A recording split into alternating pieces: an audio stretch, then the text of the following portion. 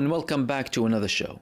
In tonight's video, we're going to be talking about the IDF giving instructions to prepare for a massive attack coming from Hezbollah. This is a very dangerous move from the IDF, and it only comes after Israel observes certain movements that indicate that a big-scale attack, a large-scale attack, is coming from Hezbollah. The martyr toll in Lebanon from the Beirut attack that Israel carried out yesterday rises to 37, with more missing. Another barbaric massacre in Gaza kills over 30, including 15 children and a 3-month-old infant. Finally, a major Hezbollah ally asks Hezbollah to start mass executing anyone with ties to Israel who is suspected of treason following the mass assassinations that Israel is carrying out in Lebanon, and more people in Lebanon asking Hezbollah to have a massive retaliation on Israel. I'm going to start off with Lebanon. We had this barbaric terror attack from Israel on the southern suburb of Lebanon, of Beirut. Now they are saying that 16 people are still missing under the rubble, but the death toll rose to 37 people. The Public Health Emergency Operations Center, affiliated with the Lebanese Ministry of Health, reported today that this toll is still subject to further increase as rescue operations and rubble removal continue. Israel is trying to portray this attack in Lebanon and the recent attacks, these barbaric mass terror attacks, as very targeted and specific actions against Hezbollah. As a matter of fact, you have grand hypocrites hailing this mass terror and supporting Israel with their supposed accuracy when it comes to these barbaric attacks, although we have dozens of women and children and innocent people being killed and martyred in these attacks. So the evacuation is still taking place. There are still people missing, and the level of Israeli attacks in Lebanon has increased significantly in the past few days. We had the pager attacks, we had the walkie-talkie attacks, and we had this massive attack in Lebanon. Today, we had more strikes in Lebanon. Hezbollah are still also targeting Israel, but now Israel is preparing for something much bigger coming out from Lebanon. This is the second thing that I wanted to talk to you about. Daniel Hagari, the Israeli IDF spokesperson, he had a statement earlier on this evening saying, in the last hour, we have been attacking widely in southern Lebanon following the detection of Hezbollah's plans to fire at the territory of the State of Israel. Dozens of Air Force planes are attacking targets to remove the threat to the citizens of the State of Israel. He continued, we are attacking systematically, reducing more and more of Hezbollah's launch capabilities, eliminating commanders, and this is what we did during the day as well. In total, we attacked about 400 Hezbollah launchers.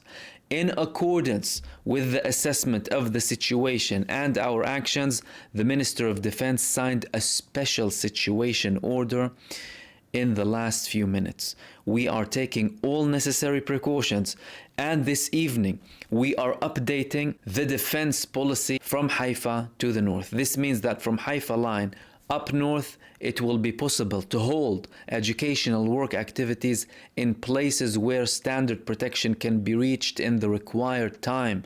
Gatherings in closed buildings will be up to 300 people, and outdoor gatherings up to 30 people. The full instructions are on the website of the Home Front Command. This is a very significant development. Why? When Israel does not detect any preparations coming from Hezbollah movements, they will undoubtedly find some sort of movements coming from Hezbollah if they prepare a big attack. They do not change anything if they don't find these movements. That's why immediately following the assassination, for example, of Fuad Shukr, and after their recent attacks in Lebanon, they did not change the instructions for the internal security situation and people and how they need to be acting in terms of safety and preparing to evacuate and not have gatherings more than a certain number. Now that Israel is having these instructions, in particular from the city of Haifa up north, you are talking about an Israeli confirmation that they have observed movements in Lebanon from Hezbollah to start carrying out attacks. They said that we are expecting these attacks within the next 24 hours. However, these attacks could begin in the very short coming hours. Some people said they could be in any minute from now up until 24 hours. This means that Hezbollah in Lebanon, they are indeed preparing for an attack on Israel. Many people, many observers, including myself, have said that Hezbollah are usually very calculated. They don't immediately go on a massive response when it comes to Israel. However, from what's coming in Israel, it appears to be that Hezbollah are indeed preparing for something very big without too much delay, like the delay that we saw after the assassination of their senior military figure, Fuad Shukr. At the time, they said that they will be attacking, but this attack will be specific and it will be in line with what Israel conducted against the assassination, of course, of Fuad Shukr, and indeed it came several weeks after in the Tel Aviv bases of Unit 8200 and Hezbollah. They released reports confirming that they had confirmations coming from European sources saying that at least 22 people from Unit 8200 were killed and over 70 were wounded in Hezbollah's drone attack that came on two bases belonging to the Israeli Military Intelligence Directorate and Unit 8200, and there was a big suspicion that the head of Unit 8200, Yossi Sariel, has been killed. This man was reported to be resigning. He supposedly resigned a few days ago, and Israel did not release any images of him resigning, any video. They didn't have any event, no ceremony, no nothing, which is very peculiar, very absurd. Usually they will have a ceremony, and they only released images of him 3 years ago and not any recent image, which raised more suspicions that the man was indeed assassinated in the attack. This is coming at the same time that people who support the resistance in Lebanon are asking Hezbollah to go on an all-out war in Israel after the recent escalation and the barbaric mass terror that Israel conducted in Lebanon. You're talking about people who are not necessarily politically or from a sectarian perspective aligned with Hezbollah, but they support them. For example, we had a statement from an interview coming from a man called Shakir al-Birjawi, who's a Lebanese politician. He is a Sunni Muslim, and I'm highlighting that for the fact that many people are having this massive sectarian tone against Hezbollah, and they are trying to instill division between the Lebanese people to serve the Zionists, who always strive to have divisions in between the resistance movements communities to let their enemies do the war on their behalf. But this man is coming now, and he is a leader of a pan-Arabist movement in Lebanon. He firstly said in a recent interview he had with Lebanese media that firstly, Hezbollah need to start mass executing anyone who collaborates with Israel or even suspected of collaborating with Israel, because they have crossed all red lines. Israel crossed all red lines when it comes to Lebanon. They have declared an all-out war. And when it comes to attacking Israel, that's it. Israel already declared an open war. He's saying that there is no option to analyze what's happening and wait and study and respond at a later stage. And you're talking about a man who is very closely tied with Hezbollah, who is previously not tied with Hezbollah, But in recent years, he became more and more aligned with Hezbollah and the resistance in Lebanon. Now, this is something we spoke about a couple of days ago. You don't only have people who are aligned necessarily with Hezbollah in Lebanon, but the general theme in Lebanon is now more supportive of the resistance after these Israeli mass terror attacks. You even had the Lebanese state in the United Nations confirming that the Lebanese front won't stop until the war in Gaza stops. That's from an official state perspective. Usually you had a slight difference when it comes to the Lebanese government officially,